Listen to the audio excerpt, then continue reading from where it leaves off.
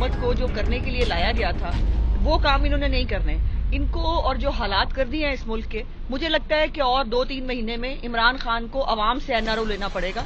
जो हालत उसने आम आदमी की कर दी है और गली मोहल्ले में जो सलवातें पड़ी हैं, इनको बहुत बुरा मैं समझती हूँ कि अंजाम देख रही हूँ इस हुकूमत का, और इनको गली मोहल्ले से एनआरओ लेना पड़ेगा। और इनके लोग जो हैं वो अभी भी बाहर निकलने के काबिल नहीं हैं, पब्लिक में जाने के काबिल नहीं है।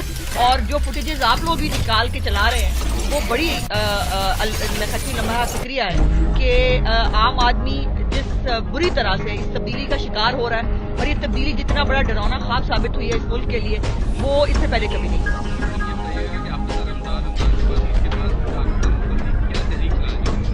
देखिए, इसका फैसला ऑल पार्टीज कॉन्फ्रेंस होगी हमारी कि हमने कैसे करना है, लेकिन ये तो तय रहा कि इन खलंडरों की टीम को, नालायकों और नाहिलों को मजीद इस मुल्क को देने की इजाजत नहीं दी जा सकती। पता नहीं, हमने इस मुल्क को बनाया है, एक एक ईंट लगाई है इसकी, और जो हालत इन्होंने इस मुल्क की 8-9 महीने में कर दी है उसको पता नहीं ठीक करने में कितना टाइम लगेगा। तो इनको मजीद टाइम देना मुल्क के साथ नुकसानदेह होगा।